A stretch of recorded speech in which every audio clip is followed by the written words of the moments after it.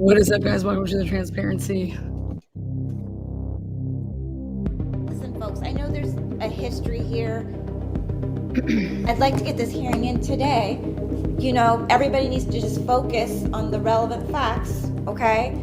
I know there's a history here.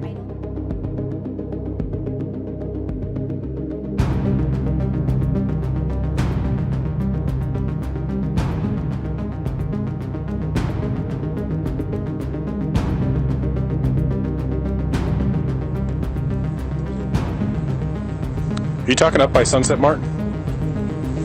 Up the hill by the gas station? Yeah. Okay. Why did you?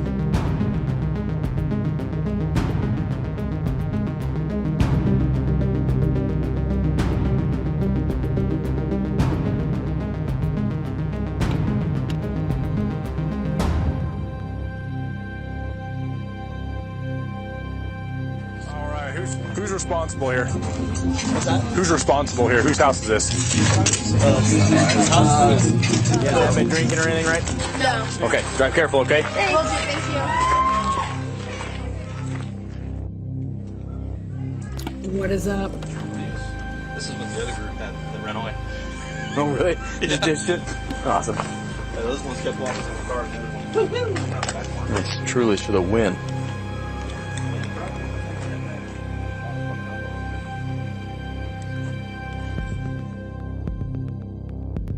Bill Thompson just got checkmated. We're gonna talk about it. We're gonna talk about it probably for over the next week because there's just so much material. That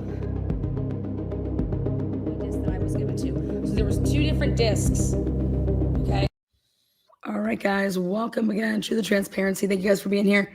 Do me a favor on your way in, on your way out. So at some point, you're going to have an opinion about the video. Thumbs up or thumbs it down. I'll never tell you guys how to think or feel. So here we go. I'm going to zoom in here. It is expert opinions again. Good evening. Right here. Take a look at this. It is my opinion that the residents in Latah County have been exposed to extensive prejudicial pretrial publicity and social media surrounding the murders of Kaylee, Maddie, Xana, Ethan. The coverage of Brian Kober included interviews with former friends, and students, and old posts from his social media accounts dating back to years. This publicity painted a picture of a disturbed individual capable of committing violence. The media also saturated the jury pool with potential trial evidence and details, some of which proved to be false or misleading. That created a presumption of guilt.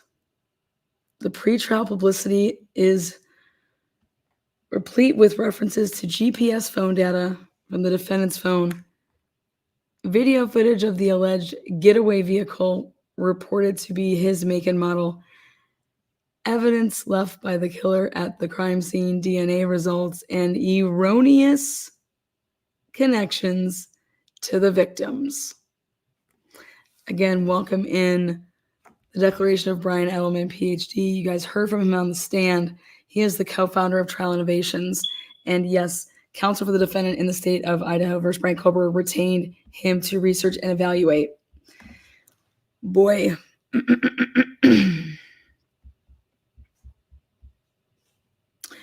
I promise you guys I'm not sick. Promise. I just lost my voice.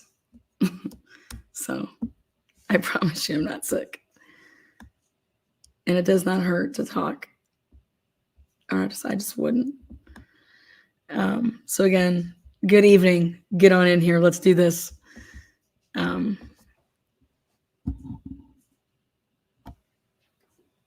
Erroneous. So a couple of things I want to point out. I did a live this morning / middle of the day. Because this is 319 pages, we are set for a hearing August 26th, 29th, whatever that Monday is, 2024, for this hearing to see if Latah County should host Brian Kober as trial. Well, do you guys know that 70% of Idaho thinks that Brian Kober is guilty? 70%.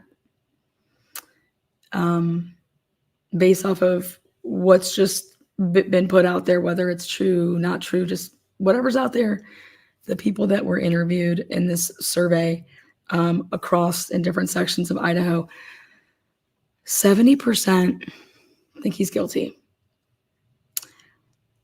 51%, the people that live in Moscow, there's 51% that told this man when he was doing this survey, or the people that work for him, that there is no way in hell you're going to make me change my mind.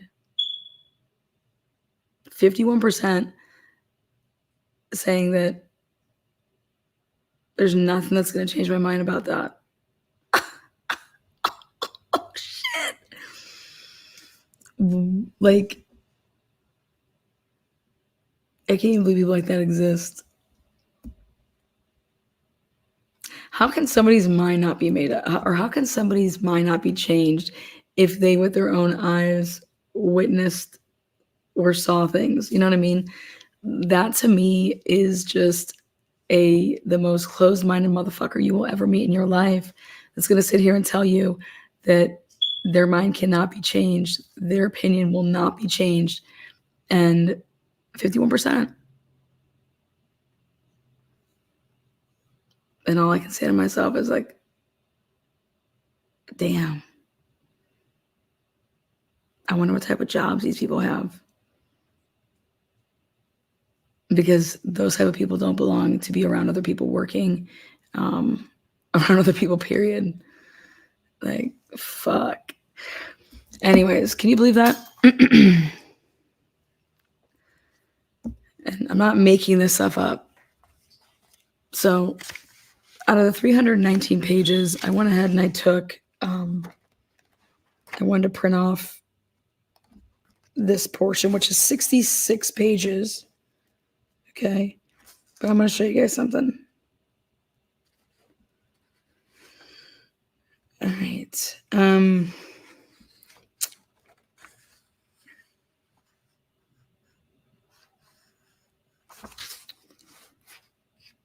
All right, here we go. We're going to use this.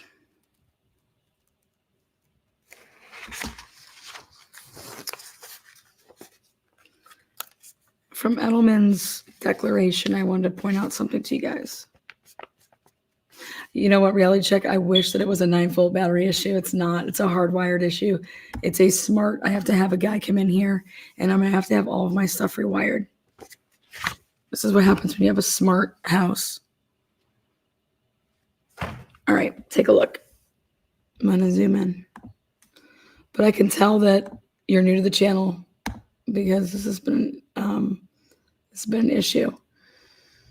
All right, take a look. Right here. High-profile cases also create a unique challenge during jury selection known as the minimization effect. This concept refers to prospective jurors' attempts to minimize the full extent of their exposure to pretrial publicity. During voir dire, prospective jurors try to downplay their knowledge of the case using qualifiers such as just, nothing other than, only, a little bit, and that's all. This man is writing in his declaration that jurors will downplay what they know, how much they know, and that makes me sick. Because that means that you want to be on that jury. And why do you want to be on that jury so bad? Everybody should be like, yeah, I don't want to, but that's insane to me. But they come across it, and this is what you need to look for. So in an archive study that analyzed the jury selection transcripts from 5 high-profile cases, 69% of prospective jurors used minimization language when questioned by. So it's just like, hey, we can just weed these people out. We'll just weed these people out. You can't weed these people out. These people are lying. These people are lying. So this guy's saying that, listen, you can't weed people like this out, okay? And it's like, damn. Like, he's saying all this. Another challenge in cases with significant media coverage surrounds the difficulty jurors have during voir dire to recall every detail they have read, seen, or heard about a case. These types of open-ended recall questions require significant cognitive effort and often result in incomplete recollection. This has to do with the survey. This phenomenon is an inherited limitation in how memory works. For example, if someone is asked to recall everything they know about the movie Star Wars, their description would likely miss important details they are familiar with. Memory is much more accurate when answering recognition questions, and that's so true. When you ask your kid, "How was school today?" Versus something very specific. Was there a fight in gym class today? No. Or, oh my God, yeah, there was. Or actually, yeah, this happened. So being specific gets you that's going to trigger your, oh yeah. So he talked about this when he took the stand the last time, and it's so true. But have you read, seen, or heard if Darth Vader was Luke Skywalker's father? You guys know a lot of people don't even know that, and they're like supposed to be diehard Star Wars fans, and I'm just like, what? Luke, I am your father. Come on. Crime Land is SJ part of the 51%? Yeah, probably. I don't know. Now, this concern is not mere speculation. In a 2017 change of venue hearing in Texas, community residents exposed to detailed pretrial publicity over several years were called as witnesses. During the hearing, they were asked to recall everything they knew about the case. Following the recall question, they were asked a number of recognition questions about specific prejudicial and potentially inadmissible media items they failed to mention. The hearing demonstrated the limitations in memory, emphasis added. Now here is the sample. Can you tell the courts the facts that you know about the state of Texas, 1 John 5, as it relates to Irene Carraza? A. Description of basic facts. Question, is that it? Let's see. I believe so. Downplaying. Now, Ms. Perez, have you read, seen, or heard about John Fiat giving a confession to a priest? Yes. And you didn't mention that a few minutes ago? I'm sorry. There were two that I remember. They mentioned that there were 2 confessions that he made to 2 parties or 2 priests. Okay, have you read, seen, or heard about whether or not Miss Irene was alleged to have been raped? I did read that. I read, yes.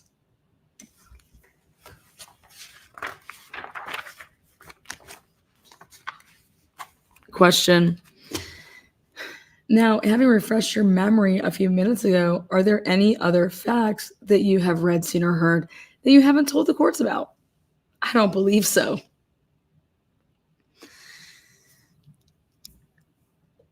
Okay.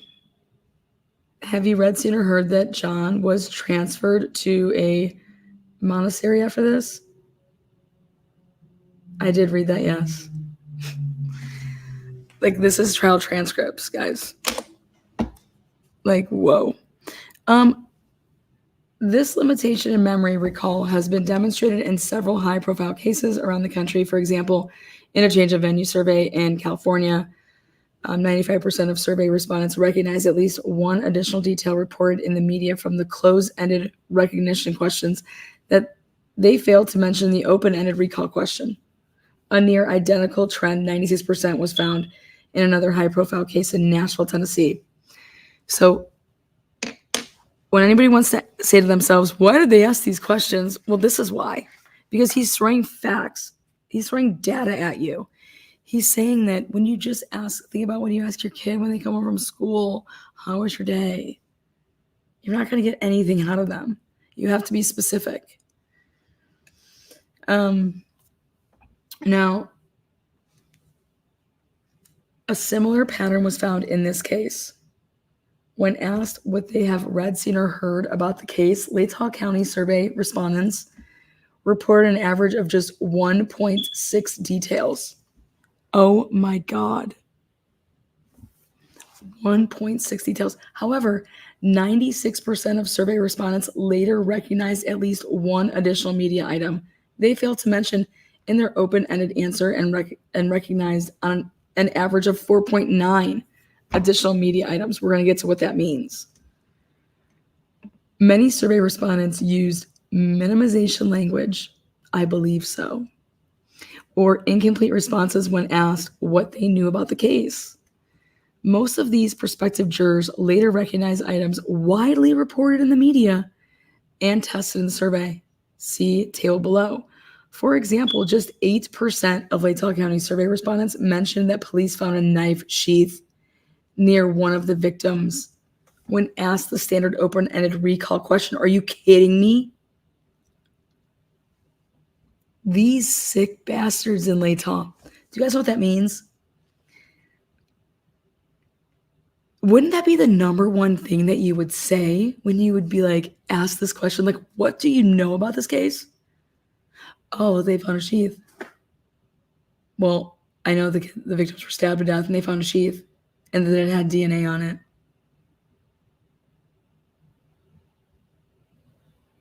What?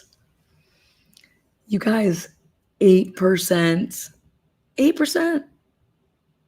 For example, just 8% of Latah County survey respondents mentioned that the police found. Are you kidding me? When I saw that, I said, you lying. And that's exactly, they're lying. They're 100% lying. 100% lying.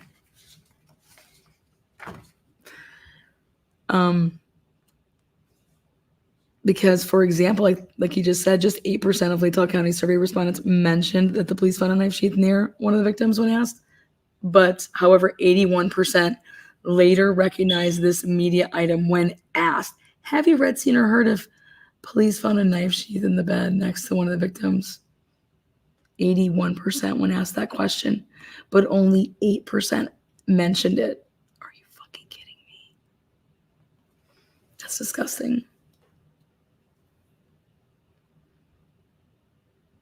Or is it just that's how our brains work? You know what I mean? I can remember everything. That's just how my brain works. But details, that is. My brain works on details. But to think that anybody has a problem with the way the survey was handled, like I said, bye-bye. Don't live in America, man.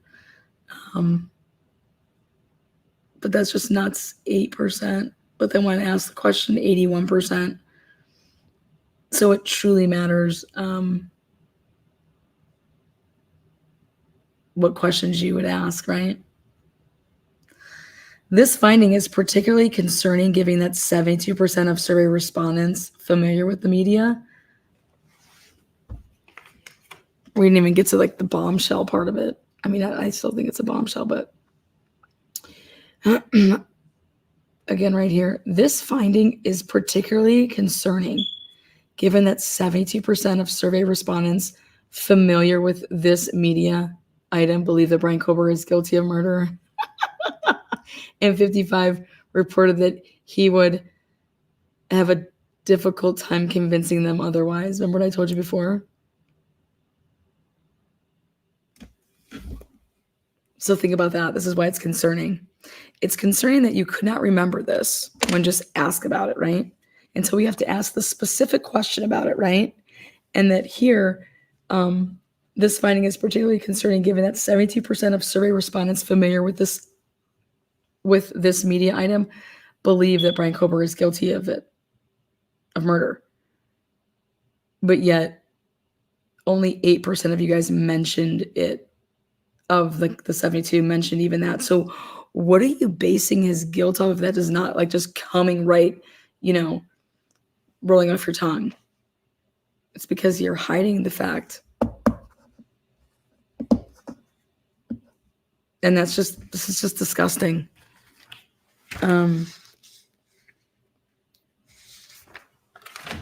55 people reported that he would have a difficult time convincing them otherwise of the guilt. Oh my God. Idaho. It's bad. That's so bad.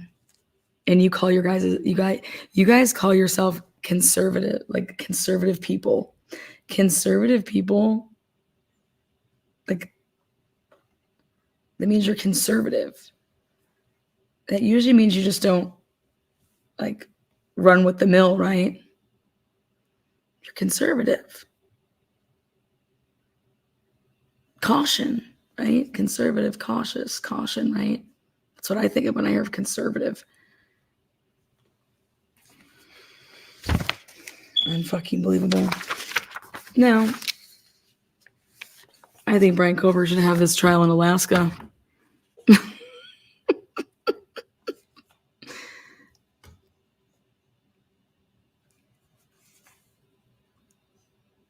A similar pattern was found with other prejudicial media items, some of which were inaccurately reported by the press.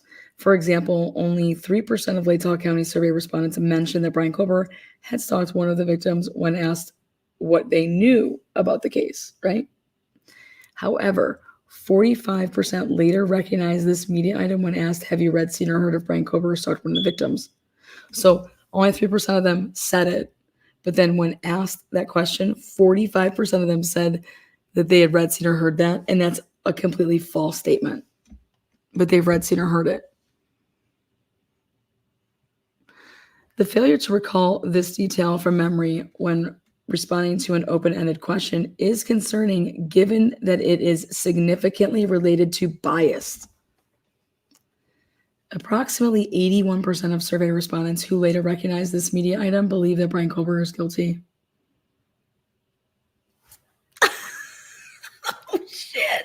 Like, off what? Off what? This motherfucker is guilty of what? Because he was arrested. Because he was arrested. Literally, because there's no evidence right now that the public has that, like, no, it's because of his DNA. You guys, they didn't use that in the probable cause. That was not used. The DNA on the sheath, it was not used. And then you have to ask yourself, why wasn't it used? Because we can't use that because we used IgG and we did it like this.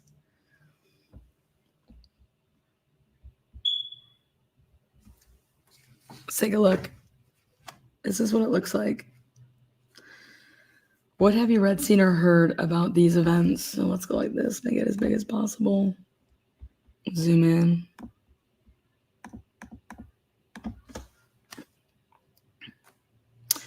What have you read, seen, or heard about these events? Nothing that I can think of at the moment.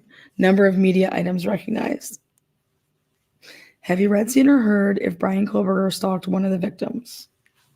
Okay, so these were the answers. Okay. So what this means is, like,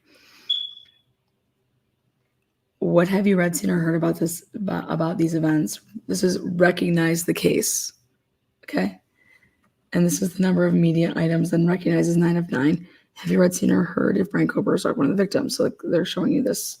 So nothing that I can think of at the moment. The person that said that when asked that question right here, okay, they then recognize 9 of 9 items when asked in the specific 9 questions. Okay, that's what this means. So the person that answered nothing that I can think of at the moment. What have you read, seen, or heard about the events of this case? Nothing I can remember at the moment. Then they go ahead and get the 9 specific questions, and they recognize all 9 of them. Have you read, seen, or heard Brian Kober? So, yep. Then the next person, just what has been on the TV and the papers. And then ask the 9 specific questions, and they recognize 9 out of 9.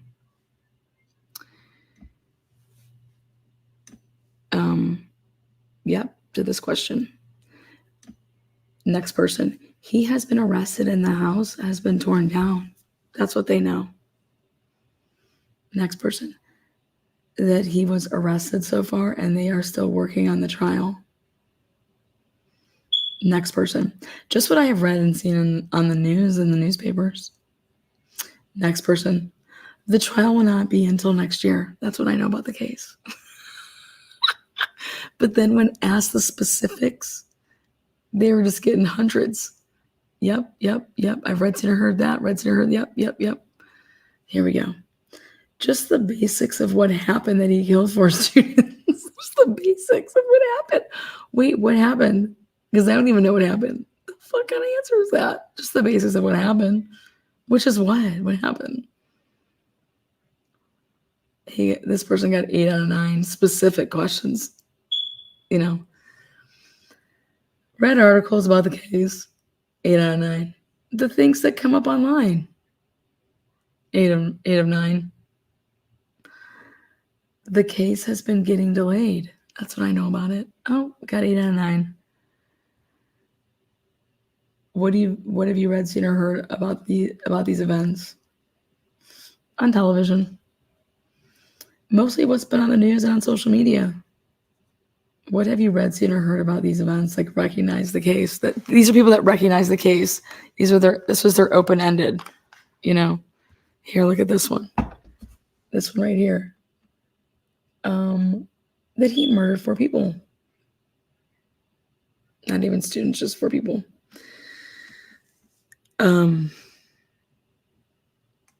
Fucking A. Basically, I know that particulars and some of the various things that have happened around the way, I have avoided a lot of talk about it. Excuse me? What the fuck does that even mean? I remember the general details that are being reported in the case. What are those? What the fuck is that? These generic fucking answers.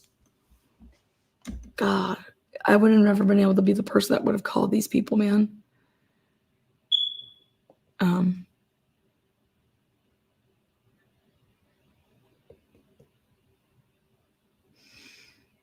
This is Tina with What the Fuck Translation Services. What the fuck are you talking about? You're a moron. Oh, shit. Next person. I'm aware of the murders. Okay. 7 out of 9. 7 out of 9. 7 out of 9. Next person. I saw all the reports about this case on the news and in the local papers. I just saw and heard the basics. What are the basics? These are their answers. And then they get 6 out of 9. 6 out of 9 items, right? And then here we got our first no. This person did not. Have you read, seen, or heard that Brian Kober stalked one of the victims? No. Would they right here? Mostly what's been on the news and on social media. Then you have a horrible, horrible memory.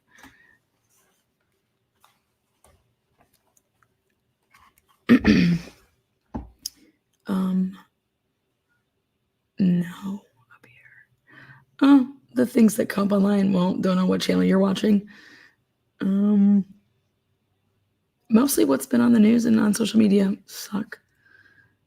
Just what I read in the paper. Same as everyone else. Same as everyone else.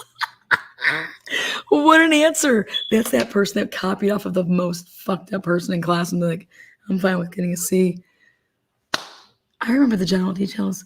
Oh, well, just what I read in the paper. Same as everyone else. Holy fucking shit, man. I cannot believe this answer right here. How do you know same as everyone else? Like, I don't have any special memberships anywhere where they're giving out extra info. Hey, same as everyone else. I'm just, what? How do you know what everyone else is reading? I mean, just what a stupid answer, man. I have no problem saying it. That's just so stupid of an answer. But see, like in the survey, they couldn't have any follow-ups with like, do you care to explain yourself? Just like everybody else. Like, what do you guys have like community talks about what people are talking about? Ooh. Yeah. Next up. I saw all the reports about the case on the news and in the local papers. I just saw and heard the basics. They got 6 out of 9. And no, you did not hear what I heard on the radio. The radio? Oh my God, I'm dead. Who is talking about this on the radio? Hey guys, tonight we're not going to play any slow jams for you. Tonight we're going to talk about the Idaho4 case. So please turn up your radios while you're making love. And let me just talk to you about this case. We're going to slow it down here. We're going to hold off on the R&B Top 100. And tonight, we're going to talk about the Brian Kohlberger murders. Yeah. Come on over, baby doll.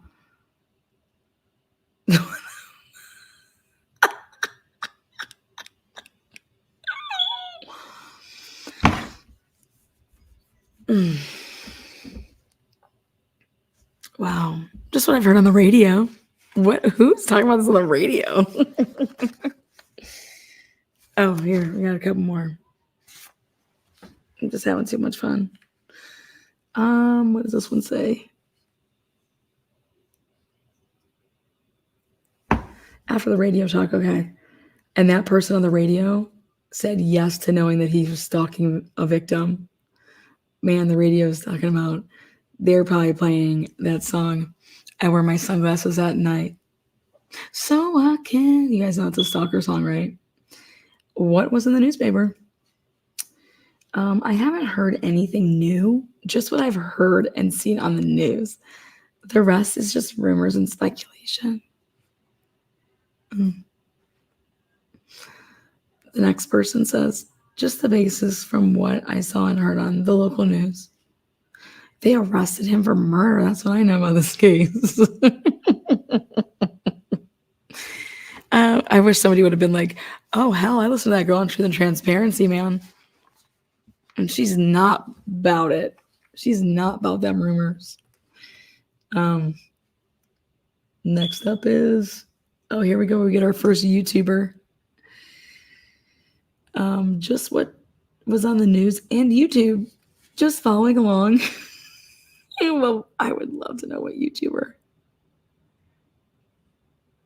You have a chance of it being my channel because you said no to him stalking anyone. So I was a very big advocate of that.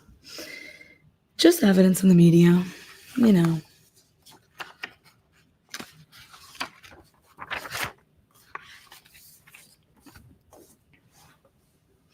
And then here's a couple more. Answer, not a whole lot. Only what has been on the news. I mean, not a whole lot. Just what's been on the news every night. Just what's been on the news for the past 18 months.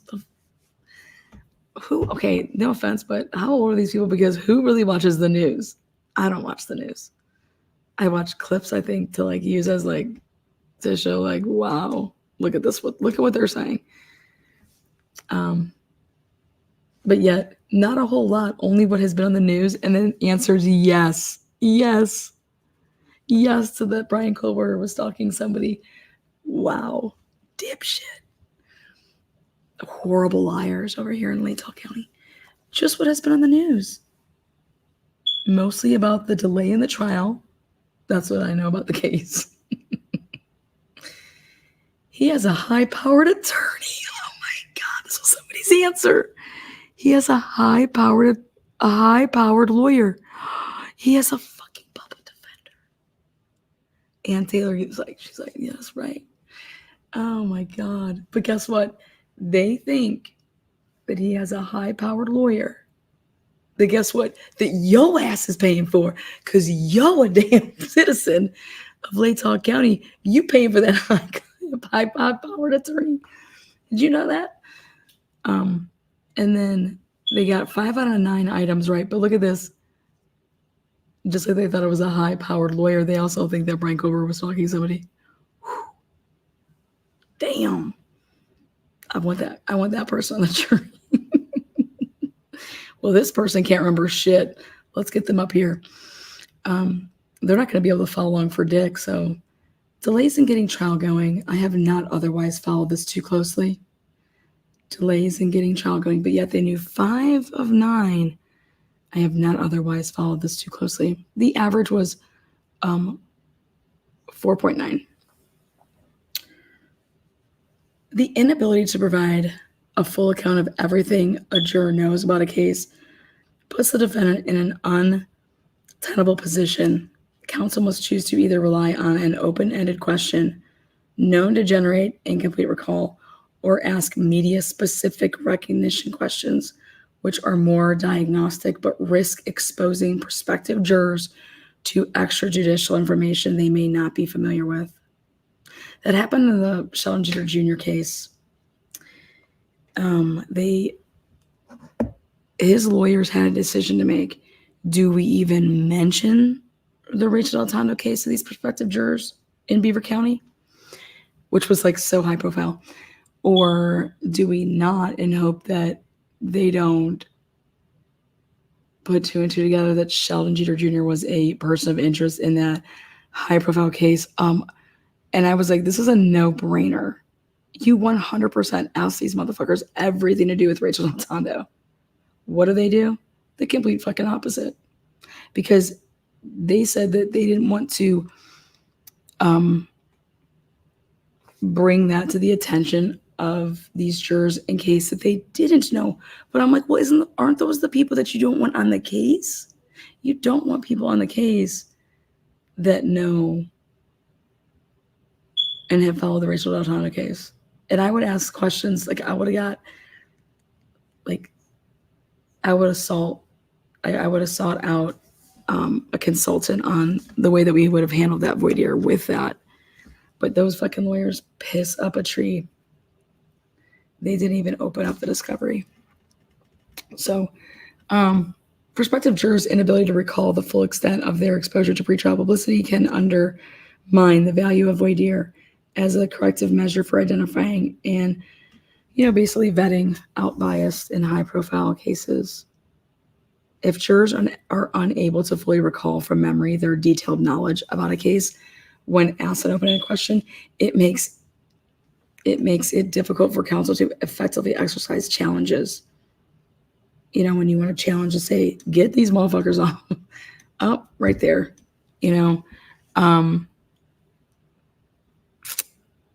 This problem is exacerbated when there is extensive reporting around inadmissible content or disputed facts.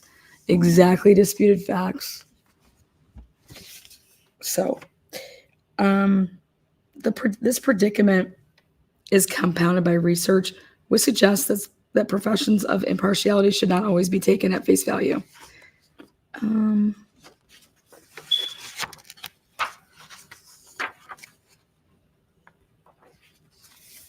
I want to show you guys another study.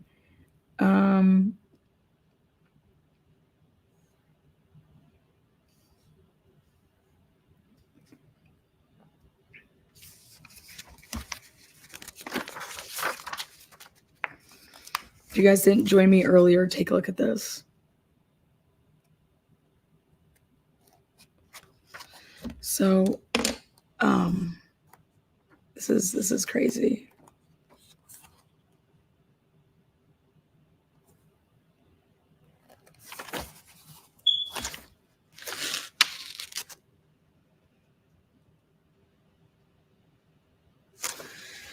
So I went through, what's up, Boston? What's up? Deborah, what's up? What's up? You lose your voice every time you travel, party girl. I know. Because I'm always yelling across the people. What's up, Relax Senior? I want to show you guys something. Who snagged up a membership? So what they went ahead and did, or what this guy went ahead and did, is he took all of these things that were said in the media. Check this out, with this case, in connection with this case, to show like, dude, this is way.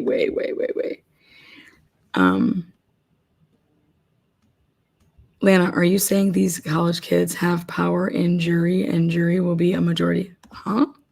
No idea what you're asking.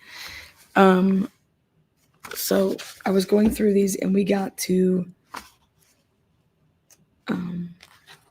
the point where we got to the white Honda Elantra, okay? But I want to... Okay.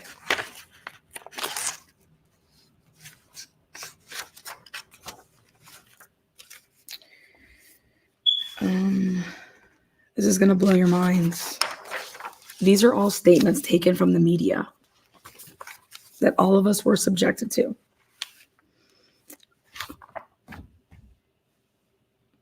Okay, this is where I left off on. You guys ready for this? What up, ARH? Good to see you, buddy. What's good in the hood? Hold on one second. I want to grab some more water. Here comes the water. Oh my good Lord.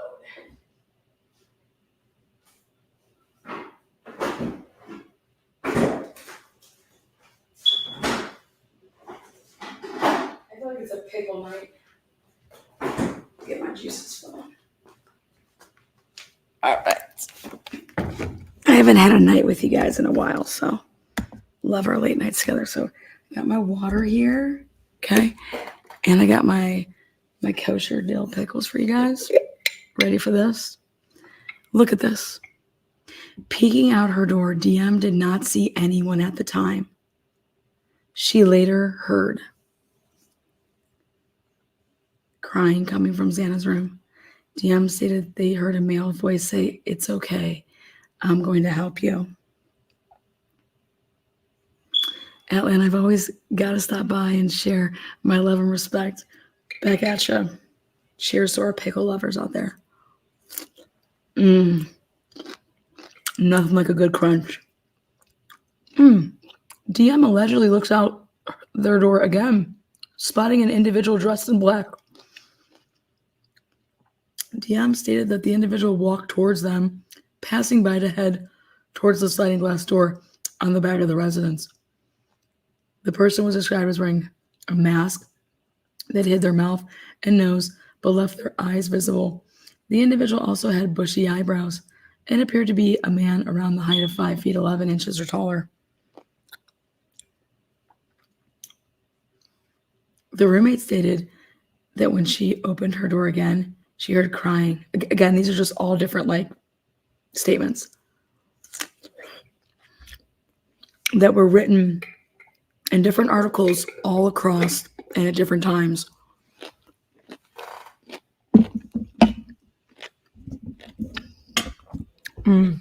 So good.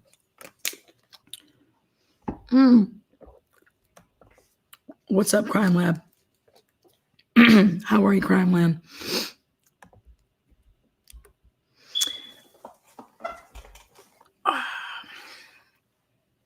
No, let's go look.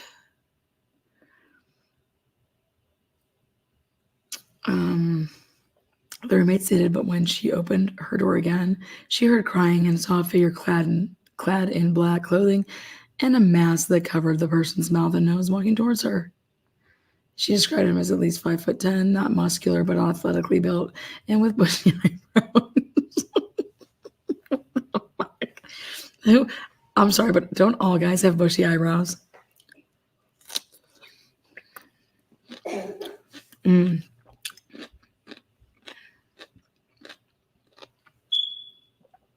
The male walked past her as she stood in a frozen shock phase. The male made his way toward the sliding glass door, and the roommate locked herself in her room. She stated she did not recognize him. Again, these are all the different things that have been said in the media. Wait, right here. The warrant details the seizure of 9 separate items, which included clothing belonging to Kohlberger, a flashlight, 4 medical style gloves, and a check swab. What? From Kohlberger himself, like as I say, a cheek swab. I think they meant to say cheek swab. The list of items seized during the search include 1 silver flashlight, 4 medical style gloves, a t-shirt, a Washington State University sweatshirt, a pair of size 13 Nike shoes, socks, shorts, and boxers. Police also took a DNA swab from his cheek. Oh, pickles are so good. Buy them up.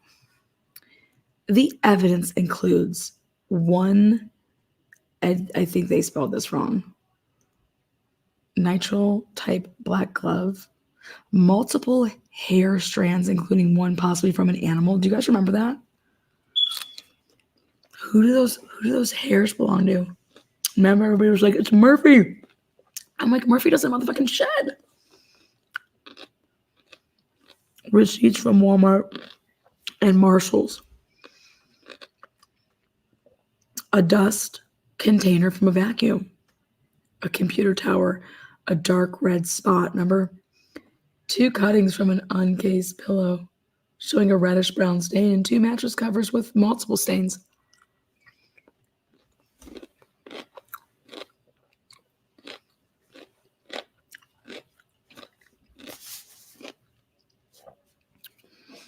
Just so wild right here.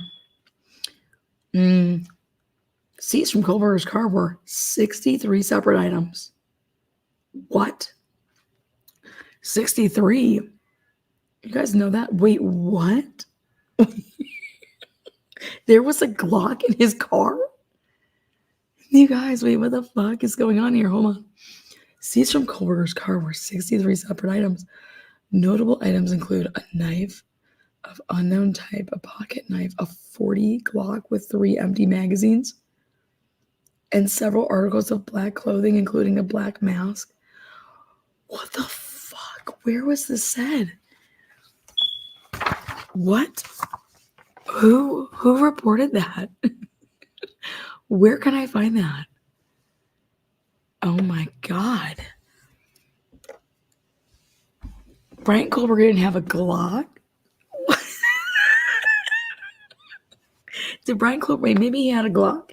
I don't recall that being from his car. I thought that was from his house or something, like his parents' house. Yeah, the fuck? You guys, this is straight from people that were covering this case. I can't even. Okay, among the items recovered by the police were 3 knives, including one described as a Smith & Wesson. What? And another was as a Taylor cutlery knife with a leather sheath.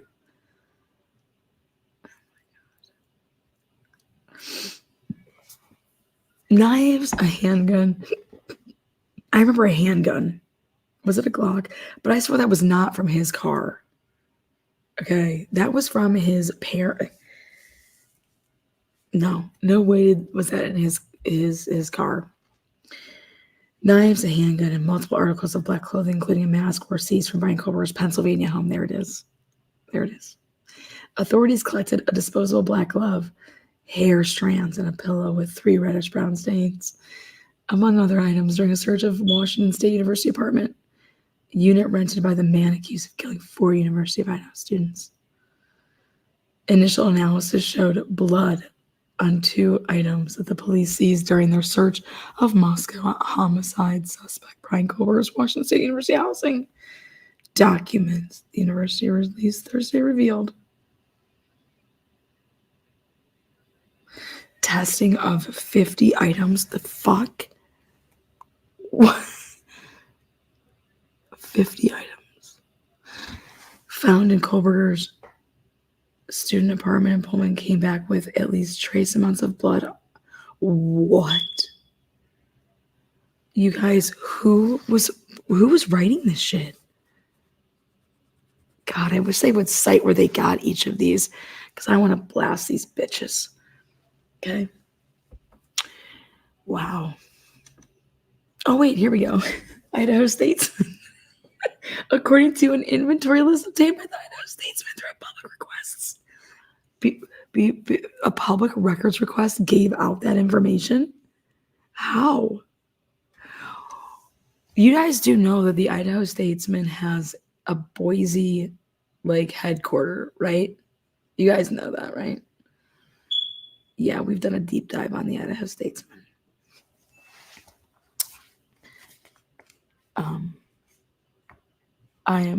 I'm lost for words here. How the fuck did they obtain that? Okay.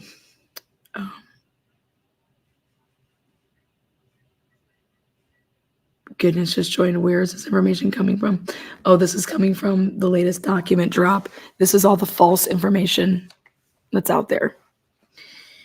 Testing of 50. Okay, a mattress cover and an uncased pillow each were positive for blood. Oh my God. The coverage also focused on Brian Kober's alibi, which was, okay, so look at what these idiots did. Then Ann Taylor puts out the most amazing reply and writes what she did. And what does mainstream media do? They fucking do it again. You guys are such stupid fucks. They do it again. Oh, he was just stargazing and blah, blah, blah. Like, you dumb. Here we go. Where did you get this? Glinda, where have you been? This is the new document drop, 319 pages, baby girl. Come back over to the good side. When you guys want me to talk about the Idaho4 case, I will only talk about it when it's required. Because, but yeah, this is 319 pages right here. 319 pages. I'm breaking it all the way down. This is the defendant's witness and exhibit list. We talked about that earlier. Then we have right here, memorandum in support of motion to change venue. That's a hearing that's coming up at the end of August. And there's 319 pages of like the best material ever. What is it saying? I don't know. I mean, we're reading it right now. It's saying that Brian Kober's case is going to be moving to Ada, Boise. Mark my words. Oh, okay. Now I understand. Sounds good, baby girl. Sounds good. We got you covered. You know why it's 319 pages. It should be like 500, but they just have to stop somewhere, man. But let's get back to the goods. That's why you guys are here. I love it.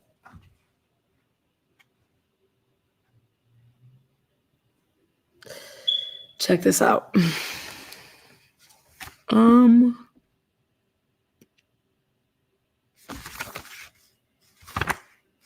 Yes, this is where we were. Oh, the coverage also focused on Brian Kober's alibi, which was called into question. In the coverage. On August 4th, 2023, it was reported that Brian Kober claimed to be on a late drive around the time of the murders. According to the publicity, he had a habit of going for drives alone, but had not yet developed any evidence to support his alibi. The media often drew on comments in the prosecution's filings attacking the alibi, which was described as vague and lacking supporting evidence. This criticism was left uncontested until April 17, 2024. Examples of this type of reporting include, ready? You've been scuba diving? Awesome. Welcome back. Kober has not yet provided an alibi. Brian Kober's attorney claims the murder suspect was out driving the morning 4 University of Idaho students were murdered. As of now, Kober's only alibi is that he was driving alone in the evening hours of November 12th and the early morning hours of November 13th. Kober often took nighttime drives to hiking destinations around the Palouse. Taylor claims Kober was driving throughout the area south of Pullman and west of Moscow. You know what's amazing, though? This is what's amazing, is yet these motherfuckers, these cocksucking cops, yep, I can call them flat out cocksuckers because they are. These ones, this has nothing to do about the good ones.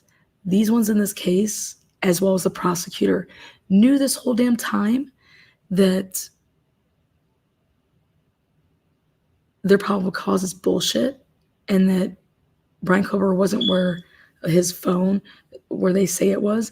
And in fact, that they're missing huge chunks of data that they just kind of like left out because it wouldn't support the bullshit that they put out there. But they put it in a probable cause affidavit for the arrest of Brian Kober. So they lied in a probable cause for the arrest of a male. This case is literally going to blow the roof off the building, off the FBI building. Like, just take the FBI building and take the roof. This case is about to blow it open.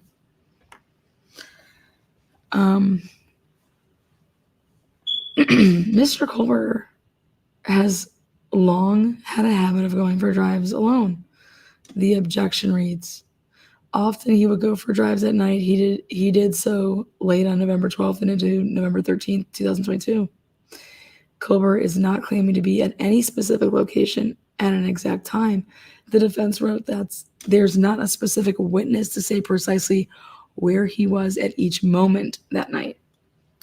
Brian Kober admits he went on a late night drive alone around the time of the November 13th quad hom in Moscow, but he anticipates witnesses will corroborate he was not at the King Road crime scene that night. Now that's interesting right there. Witnesses will cooperate that he was not there. Where did this document come from?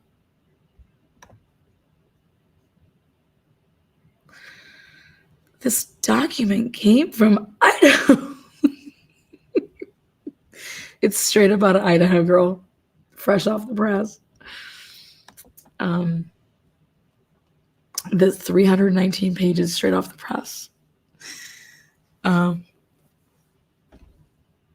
Brian Kober admits, right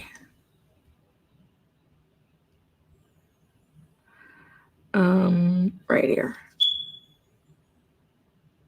Taylor confirmed that Kober was out driving late November 12th and into the November 13th. The 4 UI students were murdered during the early hours of November 13th in a home on King Road. Taylor wrote that Kober has long had a habit of going for drives alone. Mr. Kober is not claiming to be at a specific location at a specific time.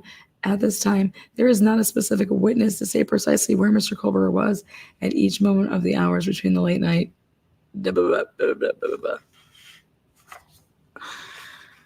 Wait, we'll get to the goods here. Again, these are all statements that the media made.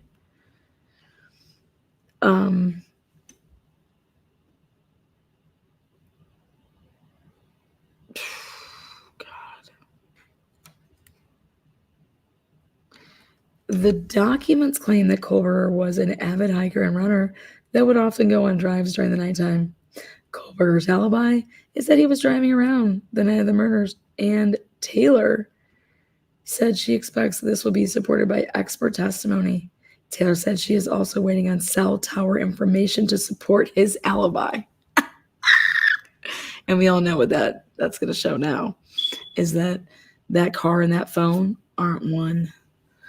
Taylor claimed that the cell phone data showed Kober was driving the morning 4 University of Idaho students were murdered in November of 2022, but he was not near the Moscow crime scene.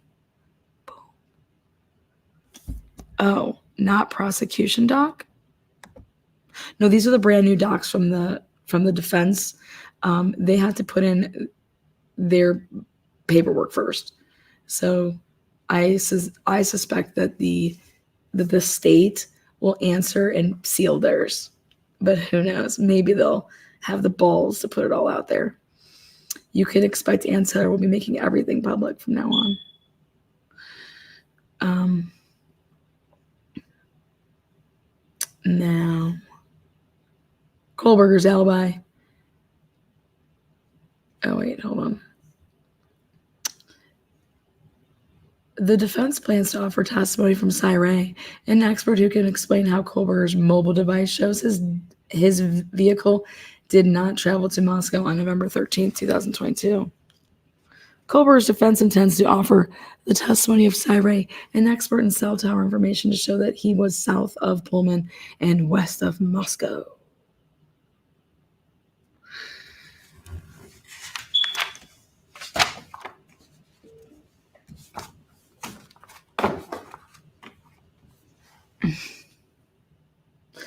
That Brian Kohlberg did not travel east on the Moscow-Pullman Highway in the early hours. Now, this is going to be awesome.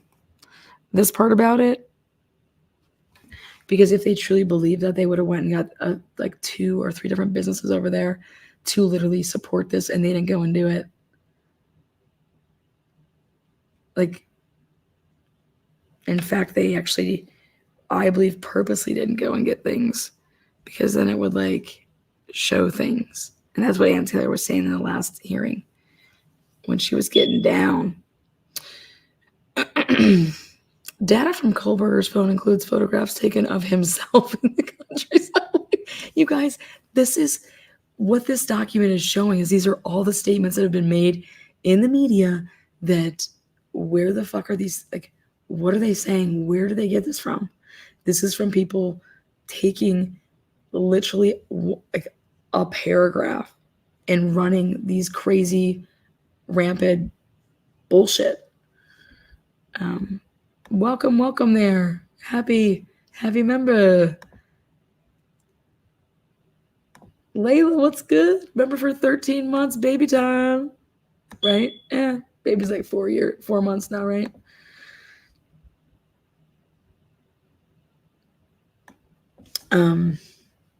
I'm just loving like seeing this, because it's just like this is what's been put out by the media. Prosecutors. Okay, data from Kohlberger's phone includes photographs I'm taking. I can't. This has never been said. Okay, people are putting this out here like it is fact. And where did they get this from? Fuck. Who knows? Prosecutors in the Brian Kohlberg case, aka Bill Thompson. Prosecutors in the Brian Kohlberg case, the man accused of killing 4 University of Idaho students in November 2022, said that his alibi of being around 30 miles from the crime scene at the time of the murders is too vague. I'm gonna die. Him being 30 miles away from the crime scene is just too vague. You guys, the type of data that proves that he's somewhere else at the time of these homicides, that's the type of information that, if it was to actually show that he was there, would get him arrested, convicted, killed. But now the same information that shows that he's not there is too vague. Sit and spin, motherfucker. Talk about just gaslighting a community, aka the United States of America and the rest of the world, because everybody's like paying attention to this case. Wow.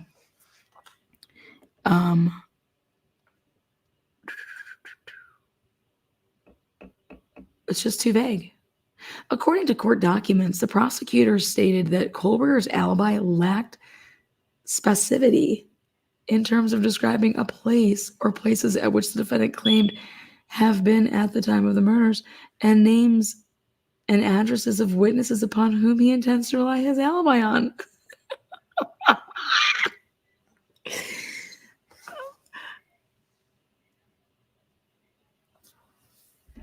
I think he gave up Syray.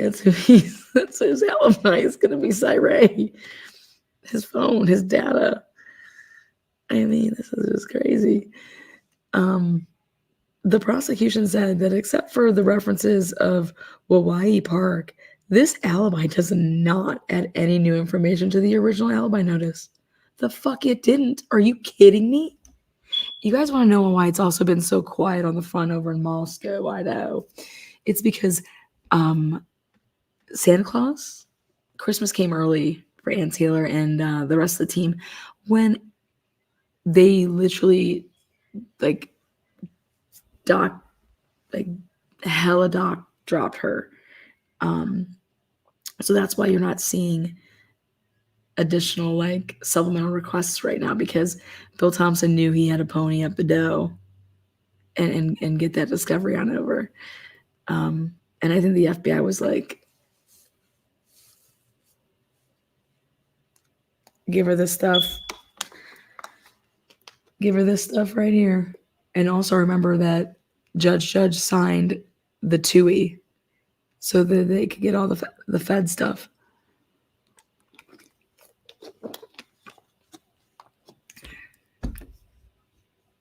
I mean, I could be annoying like mainstream media and go out there and just keep smearing it in the faces of all these fucking idiots. But I chose to sit back and let's see what would happen here in the next 2 months of leading up to this hearing in August, because it's going to change everything yet again, because I'm telling you, this gets moved. This is going to Boise, as it should. This has no business being in Latah County, and if this stays in Latah County, then anybody that's so proud to be an American and believes in our, Constitution, everything like that, Brian Culver, for all I give a shit, could be guilty as fuck, but everybody deserves a fair trial, and he can't get one in Latah. So Latah County, the citizens of Latah should be like, we're not paying for another trial, so move the shit, okay?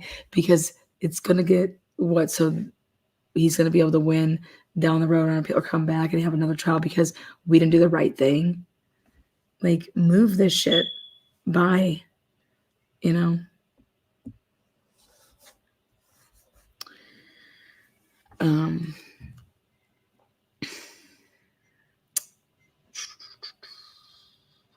The prosecution also referenced the use of Kohlberger's cell phone information does not rise to the level of an alibi.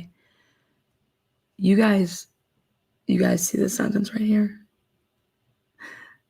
Kohlberger's cell phone is what they used, allegedly, right? Because it's his cell phone data, right? That they used to arrest the motherfucker. And now they're saying, the prosecution is saying that the prosecution said that right here. The prosecution also referenced the use of Kohlberger's cell phone information does not rise to the level of an alibi. The fuck it doesn't. This is what you arrested him off. But to seriously see that people in power positions literally write sentences like this and put it out to the public and gaslight us, like, wow. I have no words. How do you even have the audacity to write that? How do you even write that? How are you are straight up contradicting yourself. That's mind-blowing, people. That's just like super like holy shit.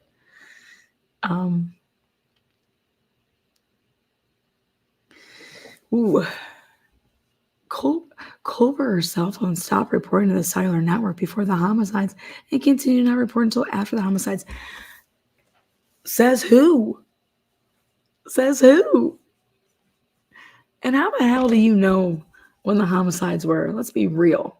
Okay, coach. Because for all we know, the homicides could have happened at, I don't know, at 9 a.m. No, probably would be able to tell that they weren't at 9. But point being is, like, the same that they did in the Dr. Moore case, they are revolving everything around a specific time of the crime that if you literally move it a little bit up or a little bit down, you got hella issues coming.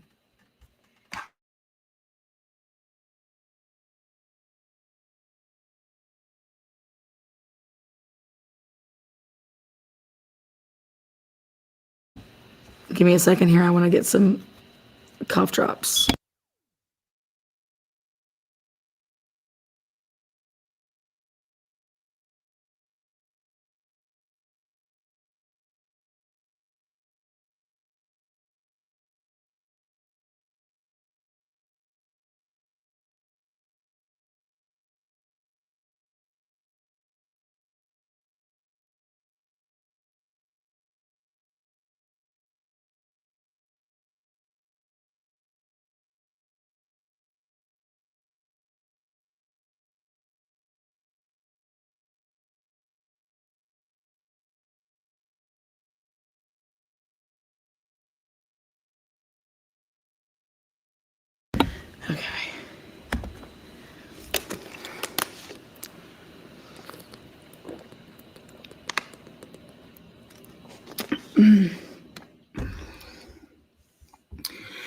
Again, hello everybody. Welcome to the transparency.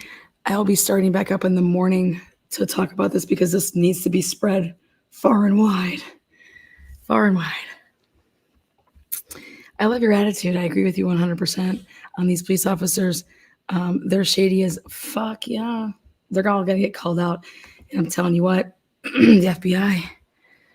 Ooh, I wish the FBI would have done what they did in the Karen Reed case in this case, but I think it's going to come out that they were doing some shady ass shit. So it's going to be interesting how this comes down and if the FBI were part of the problem with this whole tracking of the cell phone with the car and shit like that. It's not going to be good, guys. Cast is about to get blown up. So I'm here for it because I was here for the truth, you know?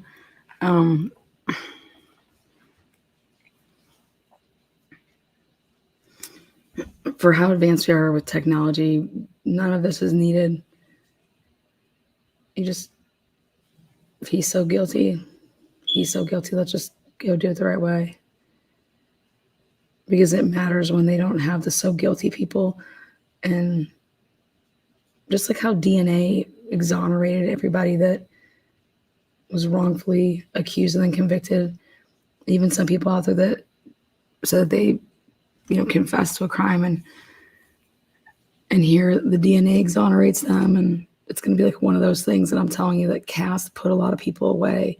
And if Cass is so fucked up, and that comes out, and the people that were testifying to it and saying things that weren't true or misinterpreting reports and things like that, or were doing what they kind of did in this case, if that comes out that's happened in all these other cases, or a big majority of them, I think that this is going to be like one of the situations where DNA exonerated people, and that a lot of people out there that were convicted off of caste, those cases are going to be appealable, as they should. So I'm going to do a couple more of these, but it's a 319-page document that was filed. A majority of the stuff is exhibits. But the 319 pages, sir, this is all to do about why Brian Kober should not be having his trial in Latah County.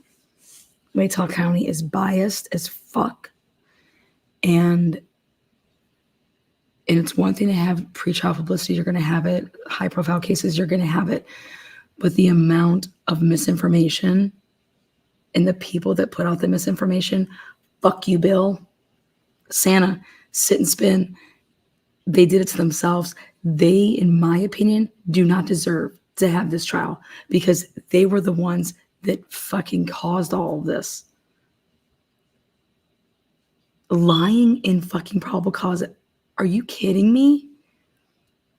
Maury and Payne are literally going to be, when it's time to talk about other things and what the fuckerage that they did in filling out search warrants and writing down whack shit to get additional search warrants through AT&T. I can't wait for it. I'm here for it. I cannot wait for shady ass motherfuckers to go down. I don't care if you're a cop. I don't care who the fuck you are. If you're shady and your work is literally the cause of, like, who the fuck do you think you are? You ain't God, motherfucker. You don't get to do this type of shit to people. Okay, you don't. And I think Cy Ray is literally going to take his fist and pop them all. Like,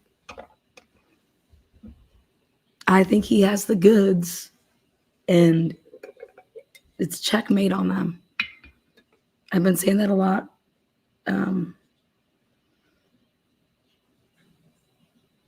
It's horrible. This is horrible. Just do the right thing. It's hard though, isn't it? Why is it so hard to do the right thing? Nobody makes you fill out a fucking report and lie. That's you. That's a you problem.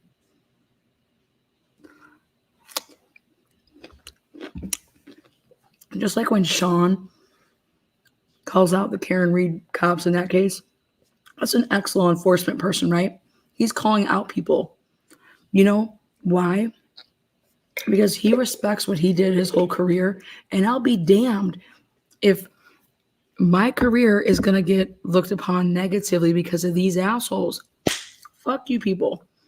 And then here you have Cyree, who I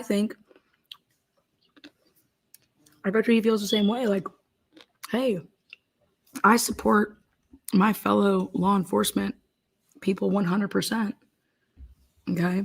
But the first time he's going to to testify for a defendant is in this case. Dude, nobody wants to be involved in this case. Think about it.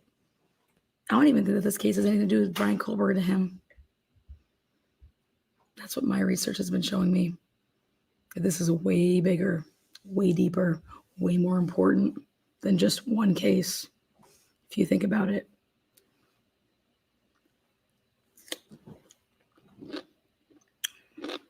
And you got stupid ass YouTubers trying to discredit Cyree. Fuck out of here. That guy forgets more than you'll ever know.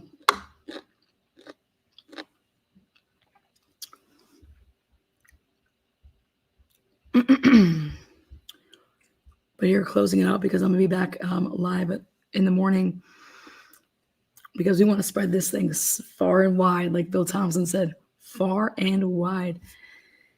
And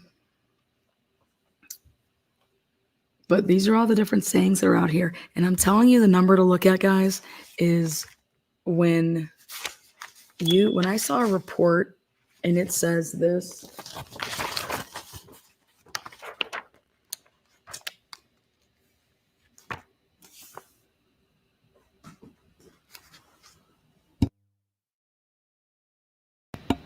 It says that, look at this.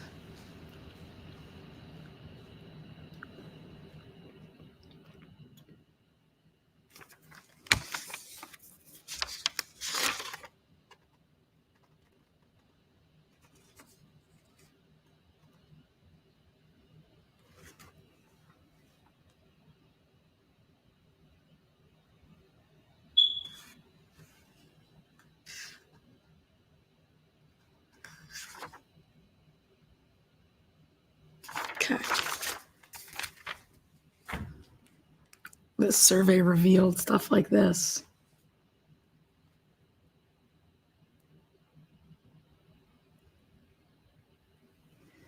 Approximately 67% of survey respondents who knew about the case reported that Brian Colbert is guilty of murder, with 25% indicating that he is definitely guilty. The presumption of guilt increased to 81% for those who recognized 7 or more media items.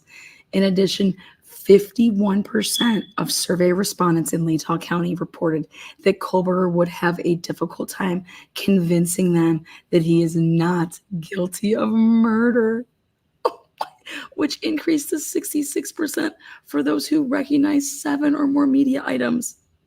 Just 19% reported that Colbert would not have a difficult time convincing them of his innocence. What the fuck is wrong with America? You guys, we don't have to prove that we are innocent.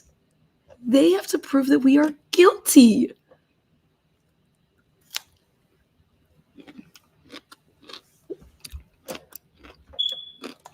That means the people that will be deliberating in that room after the trial, when they go to deliberate and they do this, hey, so how many people think Brian Colbert is guilty? Raise your hand. Automatic, half of the room is going up. 6 hands will automatically go up because 51%, you are not going to change my mind. Brian Colbert did this. Unbelievable.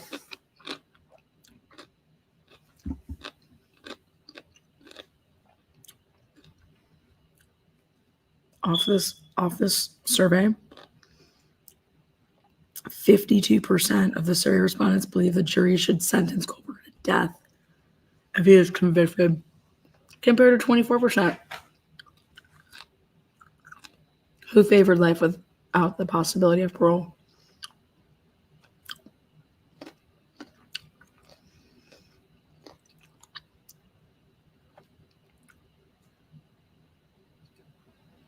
Unbelievable. Unbelievable.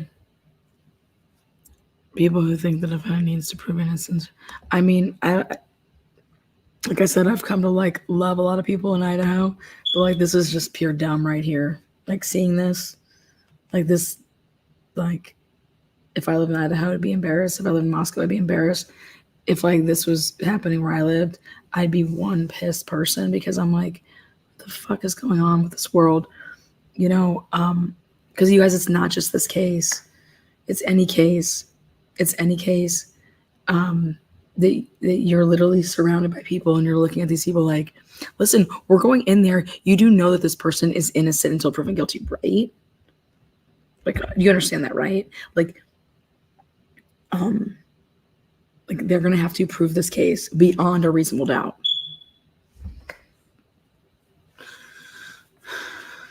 Something else to consider is that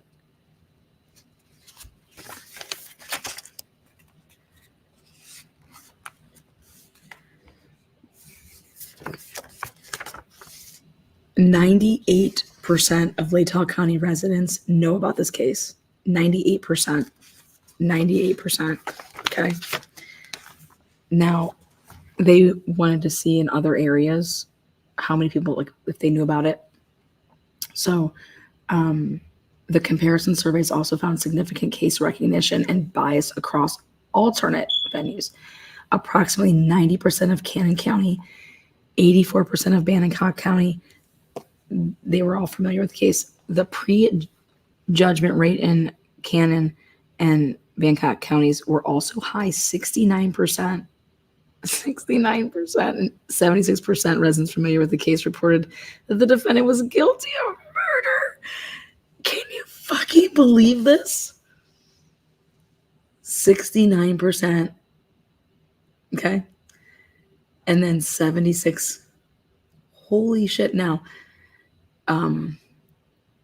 Ada County is the largest county in Idaho with 460,000 people. And approximately 93% of Ada County survey respondents have read, seen, or heard about the case. You know why? Because the Idaho Statesman is out of there. The Idaho Statesman has set up shop over there. Promise.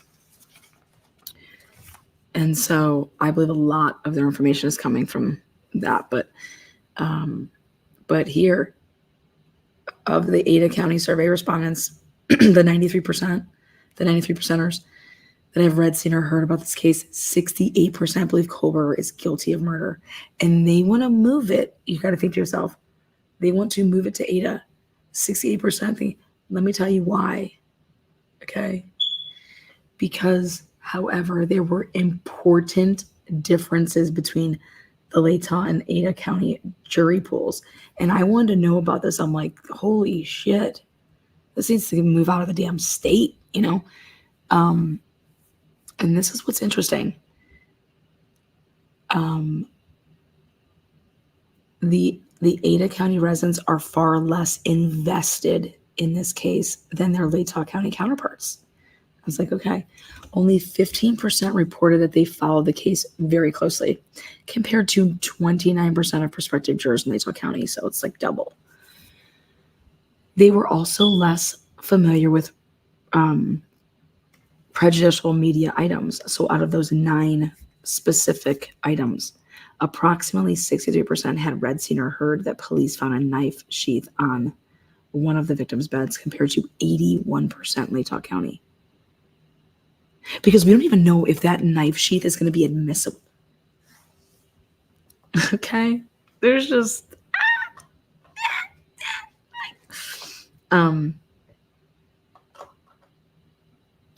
Yeah, Matt, what in the world are these people looking at? Are they just swallowing the media's nonsense? Yeah. And people believe that if you're arrested for something, that you have to like explain to us why did they arrest you? You know what I mean? Like, no, they need to explain why the fuck they arrested me. I don't gotta explain shit, you know? But I'm telling you, a lot of motherfuckers must be skipping out on all government class. Government class in high school should be every year. You should have to take government freshman, sophomore, junior, and senior year in high school. I'm not kidding. I'm telling you, like, this shit is proof. Don't you want to know your rights? I mean, this is wild to me. I look at this and all it screams to me is uneducated motherfuckers. That's what it screams to me. Wow. Like, how uneducated are you people? You know? And it also tells me that you have a lot of faith in your people in power. And what's also funny is that you go and ask Idaho if the fucking if the last election was rigged, they're going to tell you, yeah, it was, right? So you're going to sit here and tell me that you believe that the election was rigged and Trump should have been president, right? But you're not going to sit here and tell me that you can literally say all that in a sentence, but you can't sit here and say that cops can't make mistakes. That there might be more to the picture here than the university that's just like generating all this money and like, oh my God, we have to get we have to get an arrest, otherwise like we're gonna lose a ton of people.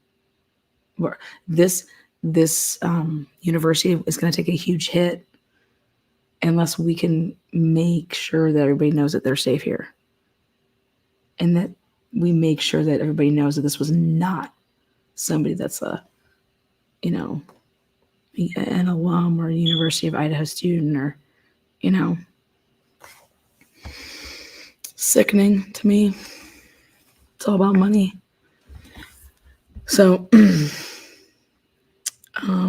they were also less familiar with prejudicial media. Okay, approximately 63% had read, seen, or heard that the police found a knife sheath. Okay, compared to 81. 52% had heard that the DNA on the knife sheath matched the defendant. 15% points lower than their counterparts in Latah. That means that 67%. Ada County survey respondents were also less familiar with prejudicial misinformation, the misinformation part, widely reported in the coverage and the disseminated via social media. So, for example, just 35% had heard that the defendant allegedly followed one of the victims on social media versus, what was it? I think it was 45%, or was it more than that? Ada County residents also had fewer personal connections to the case. Check this out. Only 20% lived or knew someone who lived in Moscow at the time of the murders. 20%. Just 4% reported that they or a family member was a student or employee at the University of Idaho in Moscow. So look at what they're focusing on. In addition, only 2% of Ada County survey respondents are employed or know someone employed by a law enforcement agency involved in the investigation. This is all centered around the university and the police. Ada County community members did not suffer severe levels of emotional distress during the search for the killer. Only 31% of prospective jurors reported that they or someone that they knew experienced high levels of stress, anxiety, or fear during the manhunt. 25% points lower than Latah County. 56% of the prospective jurors in Latah County, they or someone they know experienced higher levels of stress for that manhunt. Like, these numbers are just wild. So, but I will pick up tomorrow because it's gonna get. Here were the 9. I want to show you the telephone survey questions. Look at this. I'll close with this part. Some of the most prejudicial media items were those regarding misinformation. For example, 81% of prospective jurors who had heard that Culver stalked one of the victims reported that he is guilty, and 62% maintained that he would have a difficult time changing their minds. This is off of wrong information. Can you fucking believe this? Like, what the This is just complete mind-blowing to me. Only after this allegation was proliferated through the media and social media for 16 months did the prosecutor clarify in the April 2024 hearing that it was untrue. They let it. This is why this prosecutor doesn't deserve shit. You know, when he wants to go out there and say, the Latah County residents deserve to have this trial here. They deserve to, that this happened in their county. Well, guess what you just did, motherfucker? You took it from them. You took it from that possibly being a possibility. Your actions, Bill. Your actions did this. If you so badly wanted this to stay in Latah County, then you should have kept your fucking mouth closed and you should have taken a really hard look at that probable cause and of what you said.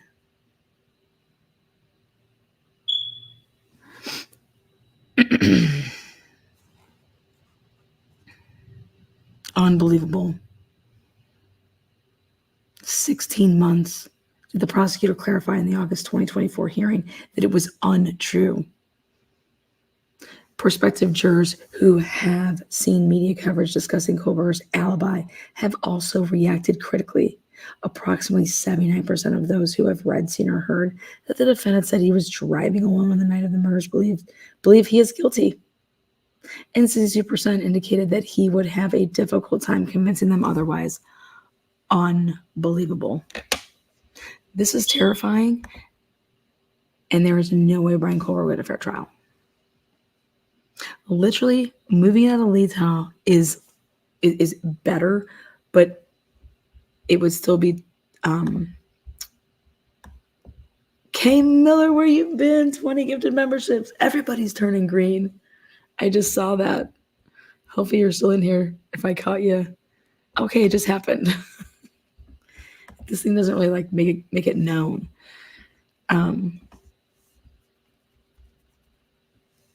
Yeah, the only person that literally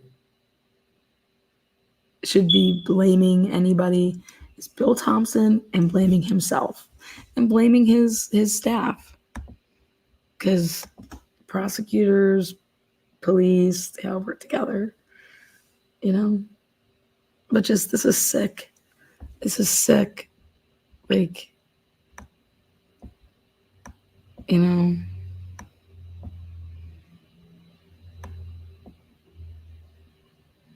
I cannot believe that somebody could seriously say that their mind could not be changed by the actual evidence.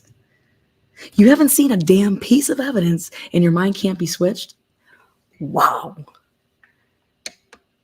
Like, oh my God.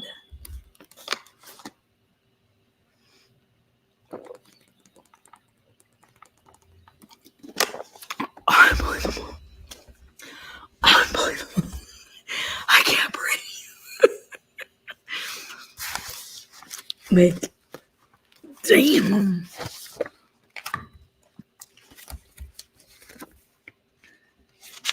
Coming from the same people that said that the election was rigged.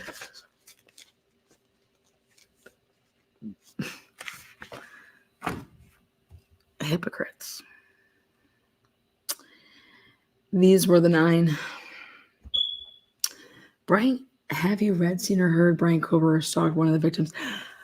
Bill Thompson was outraged this was on there. Outraged.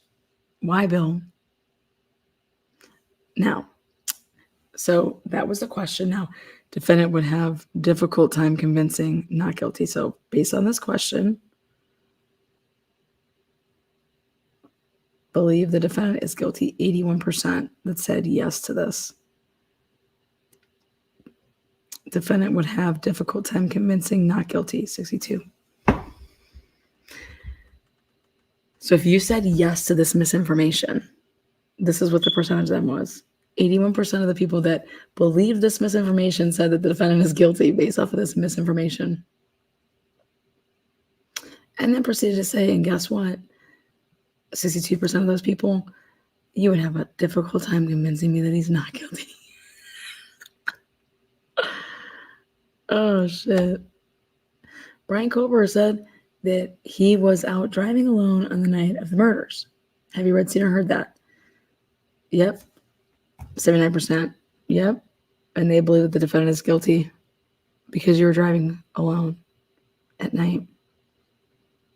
And 62% said, yo, but you're going to have a hard time convincing me that he's not guilty. These numbers are insane. Brian Kober had followed one of the victims on social media. This is not fucking true. This is not true. Not true, not true. 81% believe the defendant is guilty. 79% believe the defendant is guilty. And they're saying yes to this, that they think this is true. They've read, seen, or heard it, yes. And of that, and then 62% said still, you're not going to be off of wrong information. DNA found on the knife sheath was later matched to Brian Kober. They read, seen, or heard that, and out of that percentage that read, seen, or heard that, 75% believe the defendant is guilty.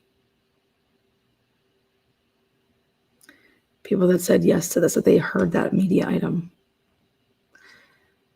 Have you read, seen, or heard if the university students in Moscow and their parents lived in fear until Brian Kober was arrested for the murders? Bill Thompson lost it on this one specifically, and this one. 74% of the people that said yes, they read, seen, or heard, 74% said that he's guilty. And 56% then said that you're not changing my mind. Another question. Those are the 9 questions.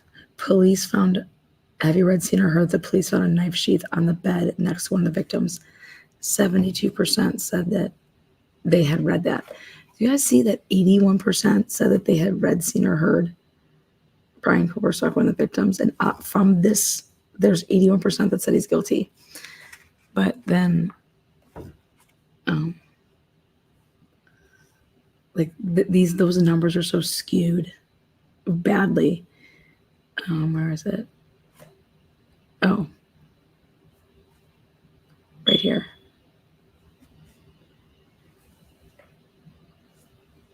You would think that these numbers would be higher from the DNA. 75 and 60, 81 and 62. It's crazy to me.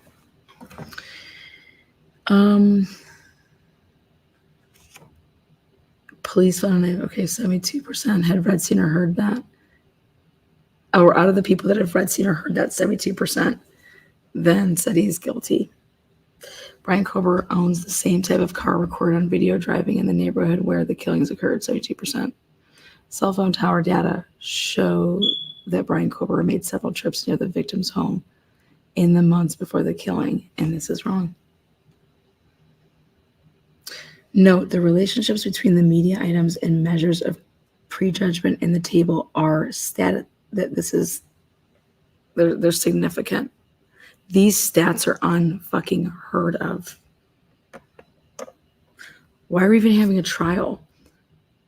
So basically what this tells me is that Brian Kober is not going to be found innocent. He may have a chance at a hung jury, but if I will go, you will have to go in with the mindset that you are going to have to change the minds of literally 5 or 6 people. Like, their minds are already made up, and we have to change 5 or 6 people.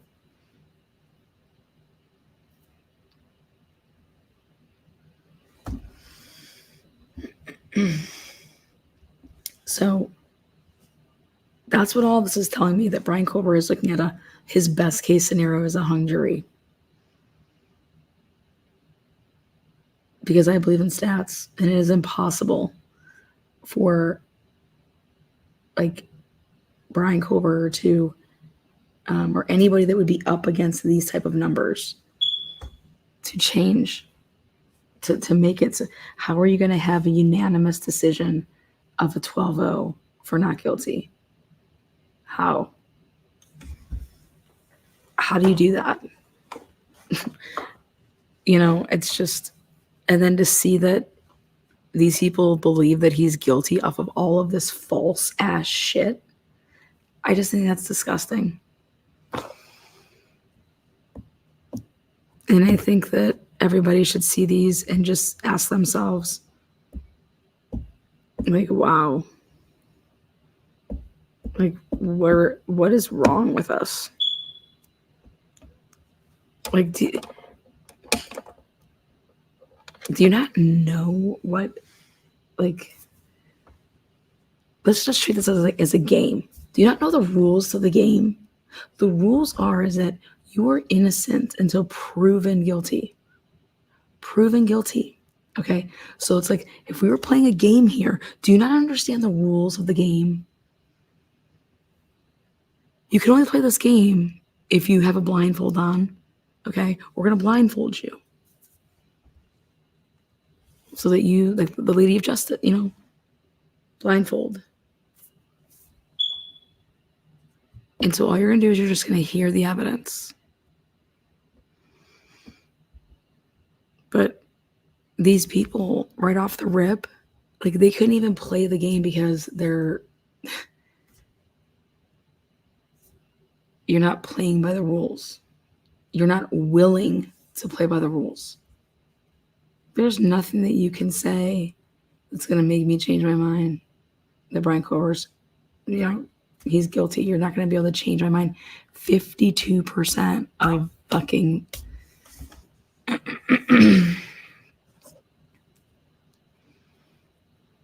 unbelievable.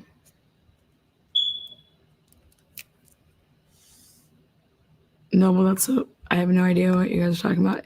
If everyone thought, why did I get ran out of every chat for over a year for saying it? I have no idea. Saying what?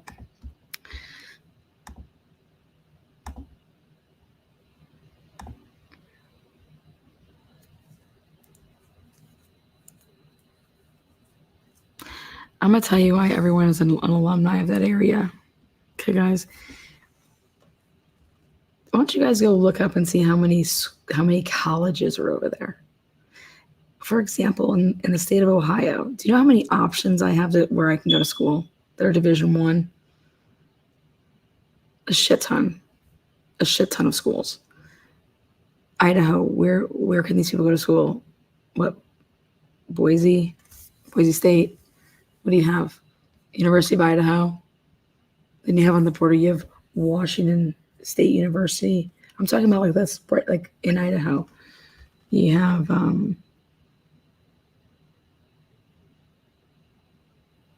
Boise State, University of Idaho,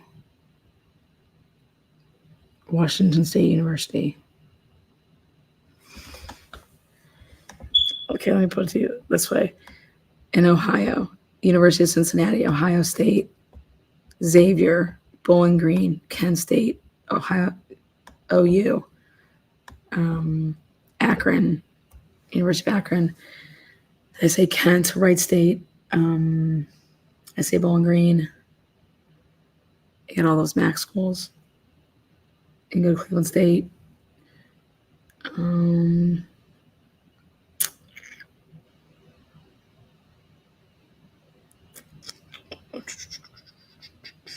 Those are Dayton. Division I. Who am I missing? I guess right on the border would be Northern Kentucky.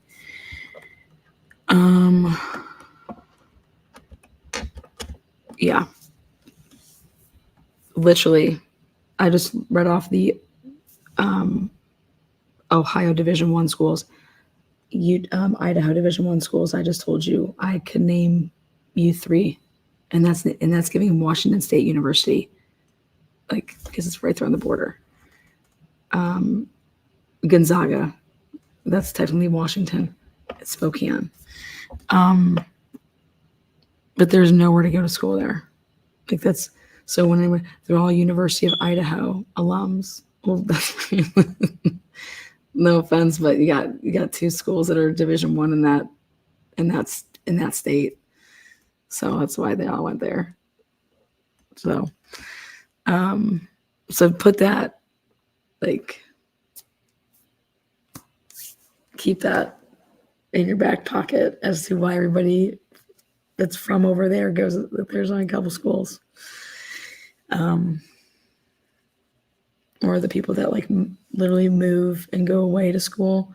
If you notice, like they move, go away, and they stay away. But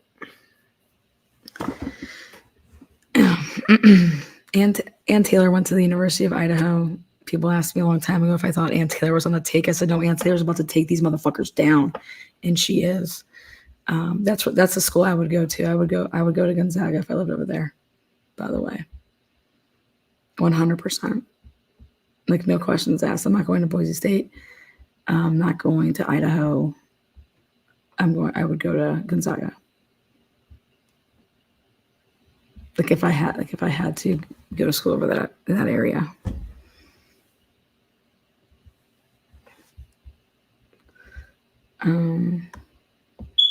Also, I don't think that, I just question this type of stuff, this type of thinking. You know, the people that are in that area for this type of thinking.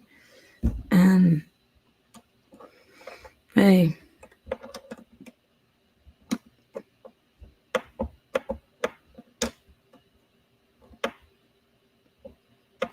whatever.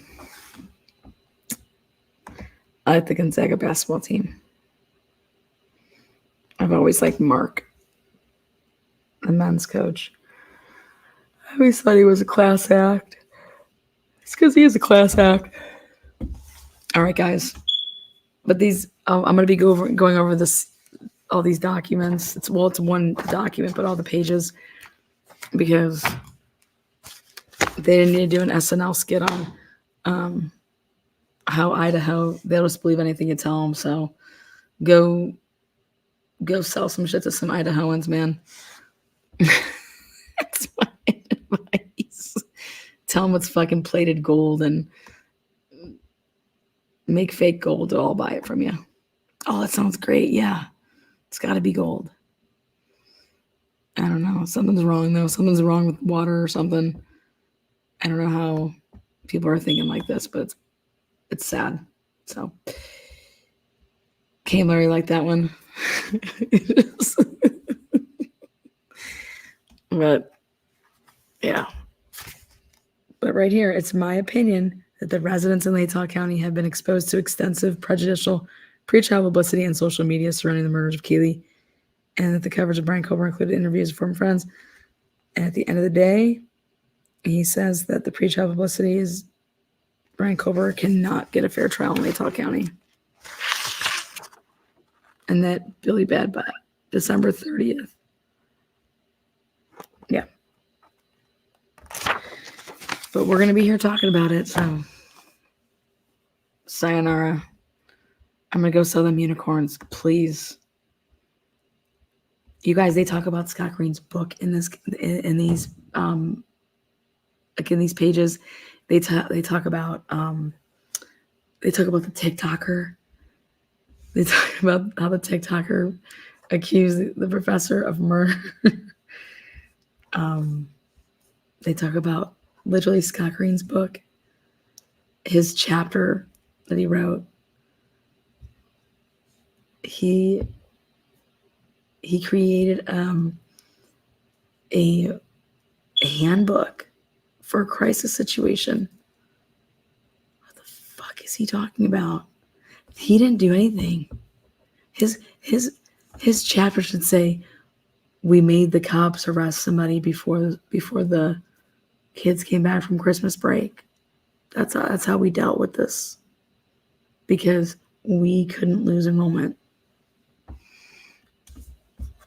That's all it should say. I gave $500 to each kid's GoFundMe, me and Gabby, from our own money, even though we're billionaires. But we gave each kid $500, and I was missing for 4 hours. I mean, to this day, I don't even know where I was, basically, is what he puts in the book. That his friends were at Costco, and yeah, he's just unaccounted for, and they're having a round table, but they talk about this, the fact that you have your president putting out and literally cashing in and making money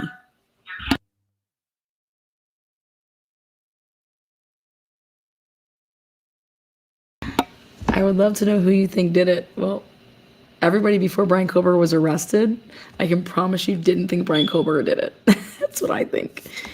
That's what I think. I think that nobody in America said the name Brian Kober, okay? And in fact, everybody was, I don't think that Jack D did it. I would love to know a little bit more about Hoodie Guy in terms of what the fuck he was still doing, like why he just didn't walk them down and then just walk off, get in his car, and leave. I want to know if he was supposed to give them a ride. I want to know a little bit more about that. I want to see his text messages. Because I think all of that's weird. I think when you do the movements that he did, and then those girls and the two others are murdered off of that type of behavior,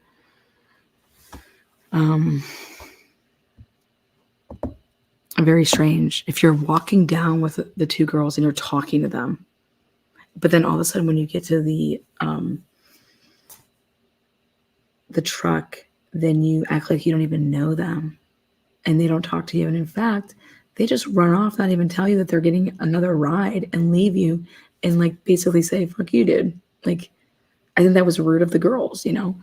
Why wouldn't they tell homie that, hey, we don't need you to give us a ride? You know what I mean?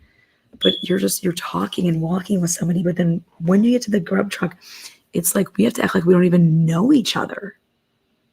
And I think something's weird with that.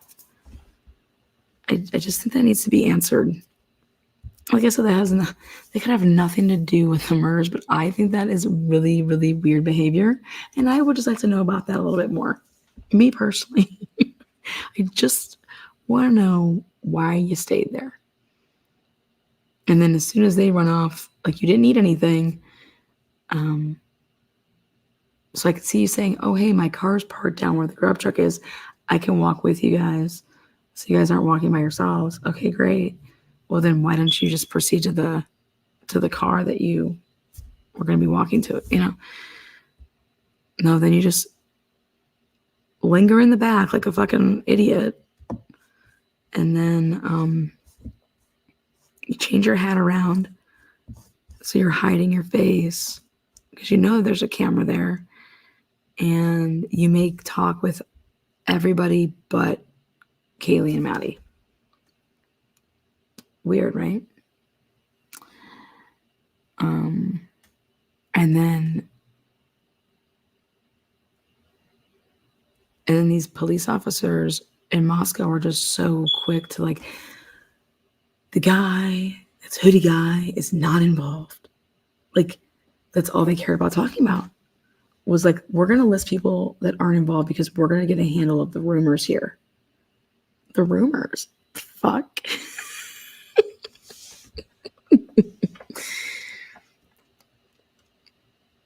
We're not going to give out who called 911 or the 911 call because that is going to jeopardize and put the integrity of our case in jeopardy, in jeopardy.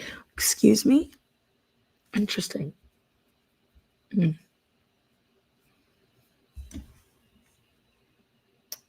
Yeah, right. You want me to believe that? I'm not going to believe a goddamn thing you have to say to me. Not after I know that the integrity that you wanted in this case was motherfucking compromised the moment that the Federal Bureau of Investigation decided to put in with a third-party site kit that was a law enforcement kit that you guys knew shouldn't be handled a certain way, and you guys did it anyways, and you purposely made it so that it wasn't labeled a law enforcement kit so that you could what? So you guys are cheaters. You guys have no morals or ethical boundaries, but you want me to tell you, or you want to tell me that you're not playing a 911 call because of it. We're not going to jeopardize the integrity of our case. Fuck you. Right here. Let's just pick and choose what we're going to say is something that's going to fuck with our integrity of this investigation. Get bent, motherfuckers. I don't buy it. I don't buy what you're selling. And guess what? I was right all along. And it's going to blow up. in everybody's faces. And I'm here for that ticket. I'm here to say I told you so. I'm here to tell you guys that those search warrants done on fucking December, was it 23rd, when they pumped out those search warrants from AT&T. Get bent. Y'all lied your fucking asses off. That's called railroading somebody. Like, just because you think somebody's guilty, just because you think that they're the killer, just because you, whatever the hell y'all thought, awesome. Go prove it. No, we'll just railroad this kid. The hell's wrong with you? You got all eyes on you, and that's the type of shit you're going to do? Ooh, boy. Take him down, Cy. Take them all down. I want every dirty fucking cop gone. Give those positions to the vets to come back over. They need jobs. Give them their jobs. Peace.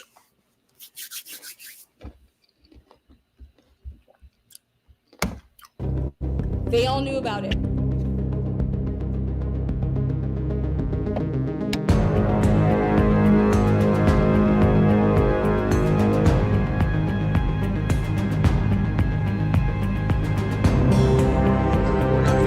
not here to talk about the alcohol stuff, okay? Okay, yeah. But this is the second noise complaint we've had here tonight within 2 hours. How are you? Good, how are you? Good. Is this your place? Yeah. Perfect. You know why we're here? And I see noise. Noise, yeah. Yeah. Big speaker right there. Yeah. Nothing against having a party once neighbors start